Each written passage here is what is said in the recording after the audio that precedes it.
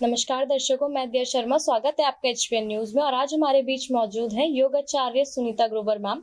सबसे पहले तो मैम मैं आपका धन्यवाद करना चाहूंगी कि आपने अपना कीमती समय में दिया। मैं चाहूंगी कि आप हमारे दर्शकों को अपने बारे में बताएं। जी, थैंक यू सो मच मुझे यहाँ पर इनवाइट करने के लिए। मैं बहुत बहुत आभारी हूँ। और जिस टॉपिक पे आज हम बात करने वाले हैं बहुत ही इम्पॉर्टेंट है, बहुत ही आवश्यक है। और मुझे बहुत ही अच्छा लगा कि आजकल की जनरेशन जानना चाहती है कि योग क्या है और योग के बेनिफिट्स क्या हैं। मैं सुनीता ग्रोवर, योगाचार्य, फिटनेस ट्रेनर। मैं एक्स कॉर्पोरेट एम्प्लॉय भी रह चुकी हूँ और कुछ परिस्थितियाँ ऐसी हुई कि मुझे अपना प्रोफेशन, अपना करियर इस तरफ लाना पड़ा। और मैं फील करती हूँ आई एम रियली ब्लेस्ड, क्योंकि योग की ये जो करियर है या फिर ये जो लाइन है या फिर इस तरफ जो एक मुझे किस्मत ने, इट वाज डिस्टाइन, मुझे जो ट्रांसफ़र किया, it is like win win situation. क्योंकि एक ऐसी चीज़ है जहाँ हम अपने स्वास्थ्य का ध्यान तो रखते ही हैं और साथ में अपने आसपास people around you, they also get benefited. So मैं अभी मास्टर्स किया है मैंने योगा में। मेरा एक स्टूडियो है इंदिरापुरम में जहाँ मैं हाइब्रिड क्लासेस लेती हूँ।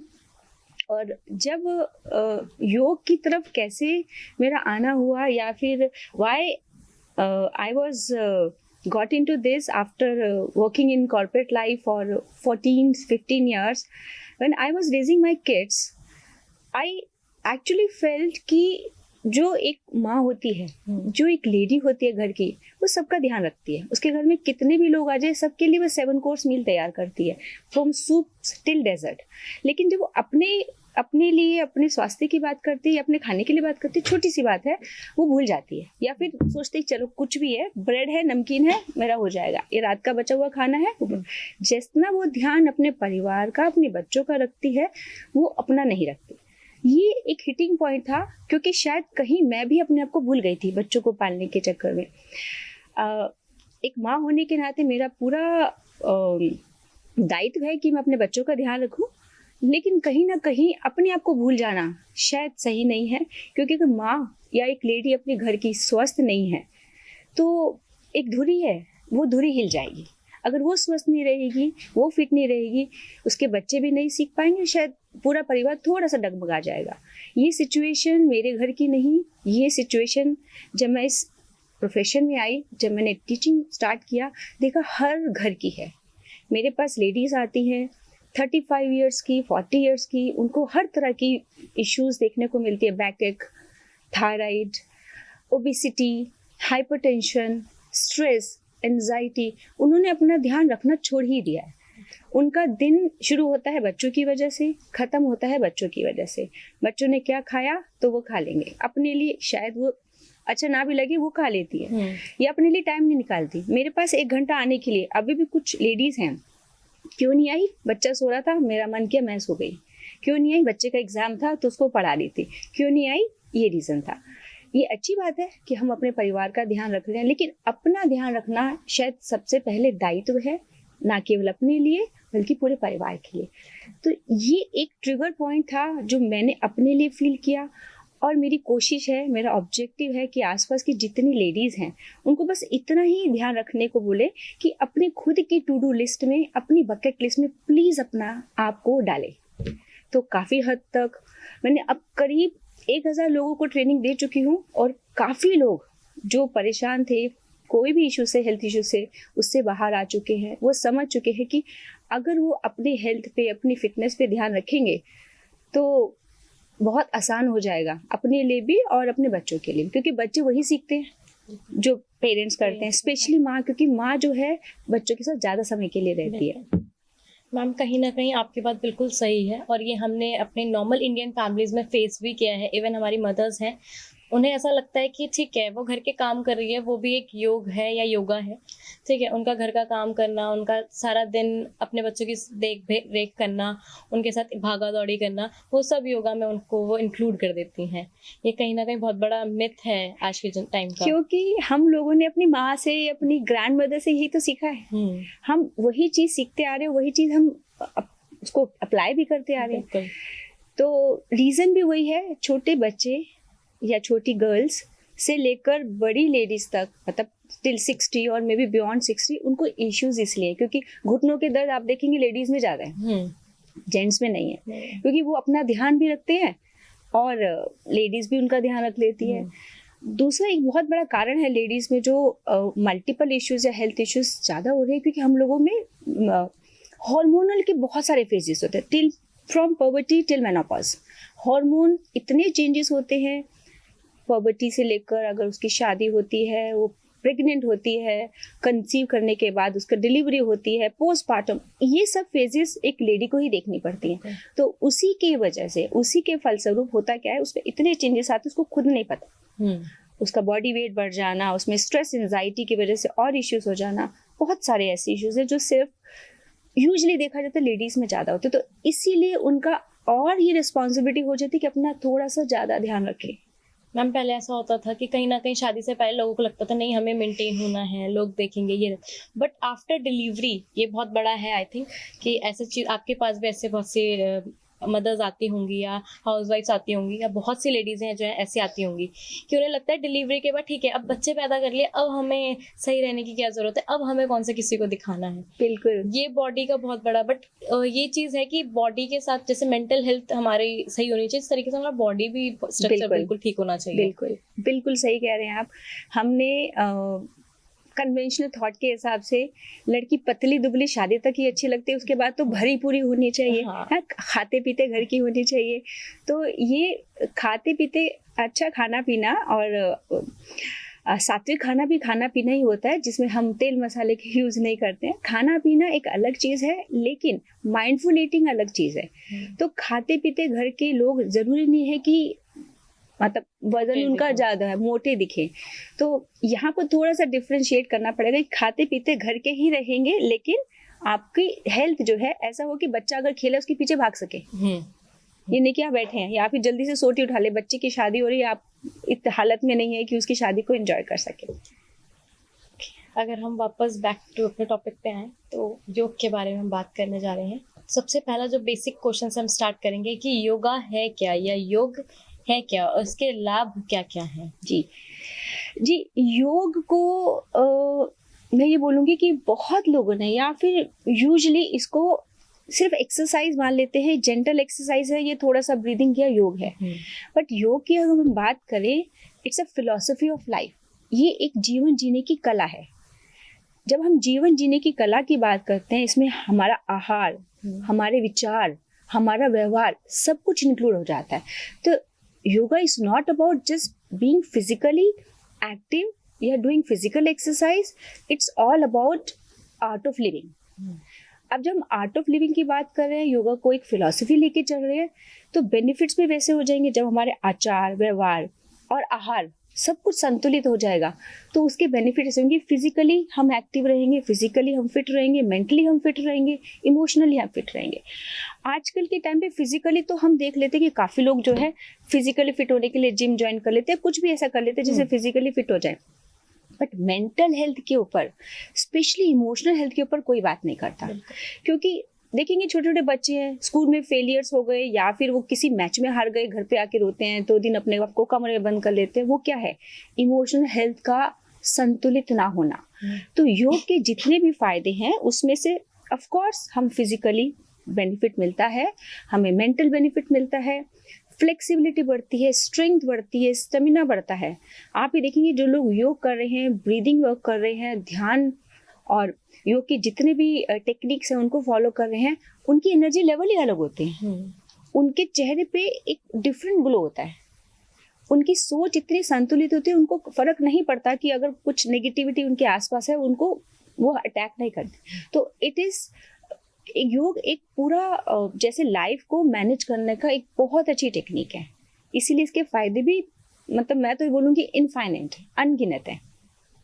लेकिन काफ़ी ऐसे मिथ्स हैं योगा को लेके। जैसे पहला तो नॉर्मली हम अपने जो नॉर्मली सुनते आ रहे हैं, जो आजकल मॉडर्न सोसाइटी है या जो यंग यूथ है जो उनसे सुन रहे हैं, ताकि उन्होंने जिम को बहुत ज़्यादा बहुत कर दिया है और योगा को बहुत, कि योगा जो है बहुत स्लो प्रोसेस है किसी भी चीज़ के लिए। जैसे नॉर्मली आजकल हम देखते हैं कि जिम में लोग जो है 2-3 चीज़ों के लिए जाते हैं। एक हो गया बाइसेप्स, बिकॉज शो ऑफ करना है। तो अब योगा के में तो ये चीज़ हो नहीं सकती, थोड़ा टाइम लगता है इन चीज़ों में। तो दूसरा हम देखते हैं कि मोटापा, अगर किसी का वेट ज़्यादा गेन है तो वो लॉस करने के लिए 1 महीना जिम करेगा, उसे फ़र्क दिखा वो जाना बंद कर देगा। सेम चीज़ योगा में भी ऐसे काफ़ी सारे आते होंगे। जी। पहली बात, gymming is a part of yoga, क्योंकि योगा एक अम्ब्रेला है। उसके अंदर आप देखेंगे ना, बहुत सारे ऐसे पोजेज हैं, बहुत सारे आसन हैं जो योगा के अंतर्गत आते हैं। पुशअप मैं भी करती हूँ, मैं भी डंबल्स करती हूँ, क्योंकि अगर आप देखेंगे जितने भी हमारे पुराने संत हैं, वो सब के सब वो सब चीज़ें कर रहे हैं जो हमें जिम में देखने को मिल जाती हैं। बट वो हमारे शरीर को, योगा में क्या होता है, हम टूल को यूज़ नहीं करते, हम अपने शरीर को यूज़ करते एज अ प्रॉप। तो इसकी वजह से हमारी स्ट्रेंथ, एंड्योरेंस, हमारी जो स्ट्रेंथ के अलावा एंड्योरेंस, ये सब चीज़ें एकदम से बढ़ती है। आप स्टिफनेस नहीं होती है, फ्लेक्सिबिलिटी बढ़ती है। योगा में क्या होता है, जब आप स्ट्रेच करेंगे, डीप स्ट्रेचिंग करेंगे, ब्लड सर्कुलेशन अच्छा होगा। जैसे ही आपकी बॉडी में ब्लड सर्कुलेशन होगा, उस एरिया में, उस बॉडी पार्ट में आप देखेंगे कि एक्टिव है, उसमें स्वास्थ्य आ गया है। मैं कंपेयर नहीं करूंगी, जिम और योगा में कोई कंपैरिजन नहीं है, लेकिन हाँ, दोनों एक दूसरे के कॉम्प्लीमेंट जरूर करते हैं। जब हम जिमिंग की बात करेंगे, कुछ लोग हैं जो उसको पसंद कर रहे हैं, बिल्कुल करें, लेकिन योगा को साथ में उसको मिला के चले, क्योंकि जब हम जिम करके बॉडी को एक ताकतवर बनाने की कोशिश करते हैं तो आपको काउंटर करना चाहिए उसकी फ्लेक्सिबिलिटी ऐड करने के लिए। दूसरा आपका क्वेश्चन क्या था? कि काफ़ी सारे मिथ्स हैं इसको लेके। हाँ। जैसे लोगों को लगता है ये बहुत ज़्यादा स्लो प्रोसेस है। देखिए, वेट कम करने के लिए, वेट कम करना एक साइंस है। अगर किसी को लगता है कि सिर्फ 4 घंटे कार्डियो करके या भाग दौड़ करके वेट कम हो सकता है, तो ये बिल्कुल ही गलत है। मेरे ऐसे बहुत जानने वाले हैं जो बहुत 100 किलोमीटर दौड़ते हैं हफ्ते में, लेकिन उनका वेट उतना का उतना है।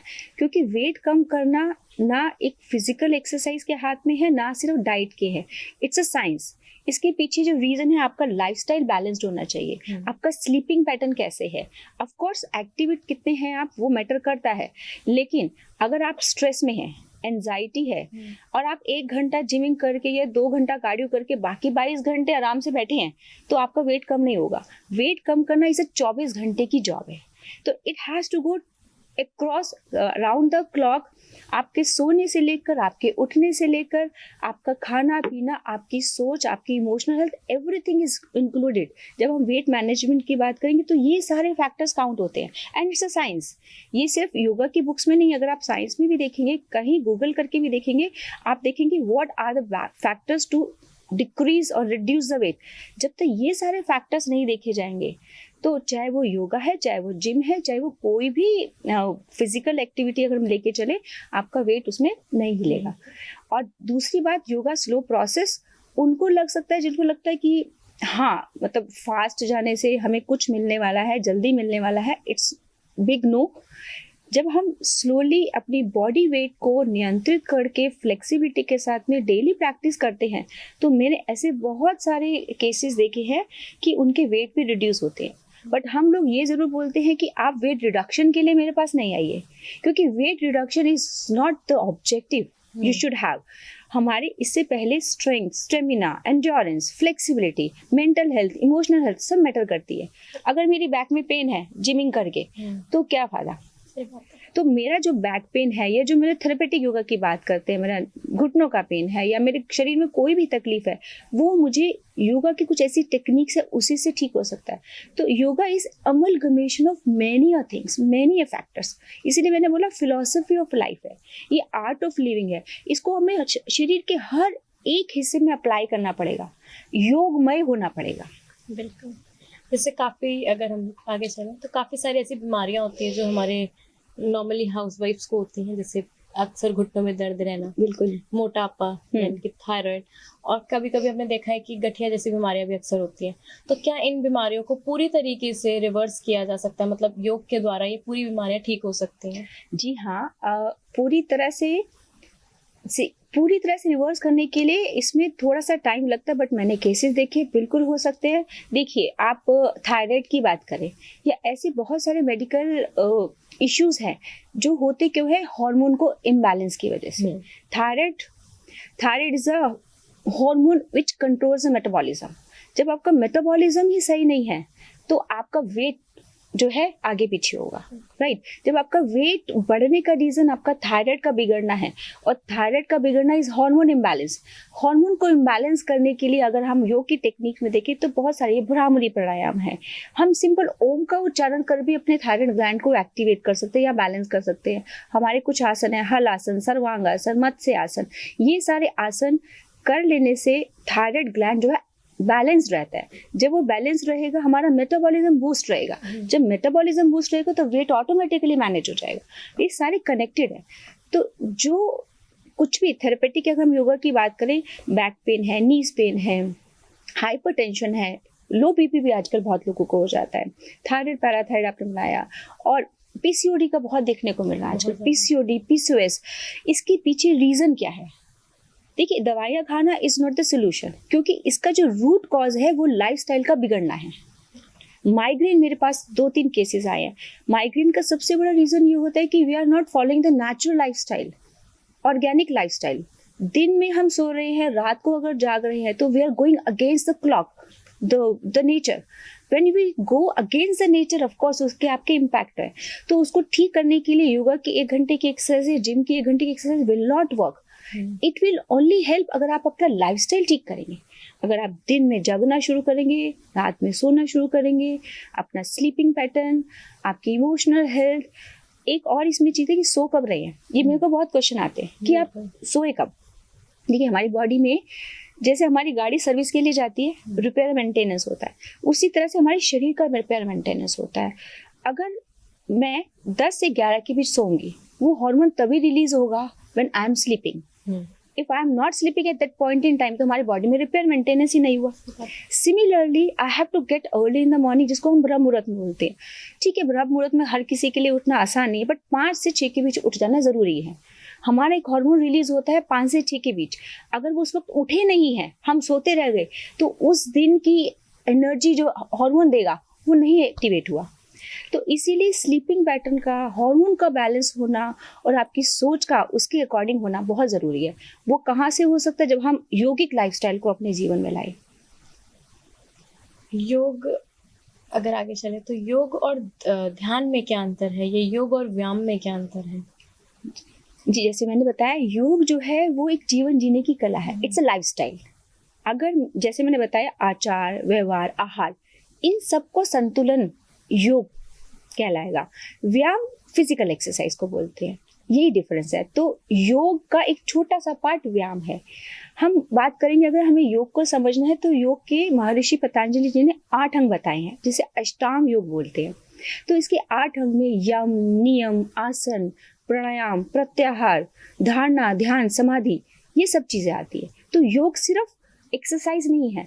अगर आप देखेंगे, आसन है व्यायाम, यानी फिजिकल एक्सरसाइज। तो अगर आप योग की बात करें तो योग पूरे 8 अंग में आता है। जब हम फिजिकल एक्सरसाइज या व्यायाम की बात करें तो आसन है, तो इसका एक छोटा सा पार्ट है।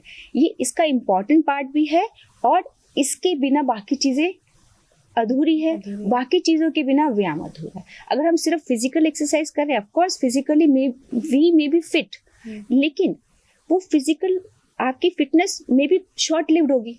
आप देखिए ना, कुछ लोगों को बड़े जल्दी रिजल्ट आ जाता है, लेकिन वापस उसी सिचुएशन में आ जाते हैं जहां से शुरू किया था, क्योंकि उन्होंने उनको एक तो कंसिस्टेंसी, एक डिसिप्लिन और बाकी चीजों को उतना ध्यान से नहीं समझना जितना जरूरी है। जैसे हमने बहुत बार देखा है कि काफ़ी सारे लोग बोलते हैं कि योगा करने से बेसिकली हमारी जो बॉडी है, जो मेंटल हेल्थ है, वो बहुत ज़्यादा काम हो जाती है, बहुत शांत हो जाती है। तो ये रियलिटी है या? बिल्कुल 100% रियलिटी है। जैसे मैंने बताया कि योग में अगर हम एक्सरसाइज की बात करें, सिर्फ फिजिकल एक्सरसाइज की बात करें, तो हमें ये सिखाया जाता है कि आप जिस पर्टिकुलर एरिया में पार्ट पे काम कर रहे हो, आप ताड़ासन के लीजिए। ताड़ासन में हाथों को खींचना है, सांस को भरते हुए, और अपने पूरे शरीर को ऊपर की तरफ खींचना है। तो हमारा ध्यान कहाँ गया? अपने शरीर पे। जिस मोमेंट पे हम अपने शरीर पे ध्यान लगाते हैं, उन मसल्स पे ध्यान लगाते हैं, बॉडी के उस पार्ट पे ध्यान लगाते हैं जो इस वक्त काम कर रहा है, खिंचाव महसूस कर रहा है, तो ऑटोमेटिकली हम अपने आप को दुनिया से अलग कर रहे हैं। क्योंकि आजकल की भागती हुई लाइफ में हम ठहराव को भूल गए हैं। हम उस सिचुएशन में अपने आप को इतना ज्यादा ग्लूड कर लेते हैं, अपने आप को उतना घुसा लेते हैं कि हम भूल जाते हैं कि हम कौन है। तो जिस मोमेंट पे हम अपने आप के बारे में सोचते हैं, अपने श्वास के बारे में सोचते हैं, अपने शरीर के किसी भी हिस्से के बारे में सोचते हैं, वो एक ध्यानमग्न सिचुएशन हो जाती है। जैसे ही हमारा ध्यान बाहरी दुनिया से हट होगा, अपने शरीर पे या अपनी तरफ ही लगेगा, तो आप काम हो जाओगे। तो कामनेस के लिए या मेंटल पीस के लिए योग एक बहुत अच्छी टेक्निक है। इसी के साथ इस वीडियो को यहीं समाप्त करते हैं। हम आपका धन्यवाद करना चाहूँगी कि आपने अपना कीमती समय में दिया और हमारे दर्शकों को इतना अवेयर किया। Thank you so much dear.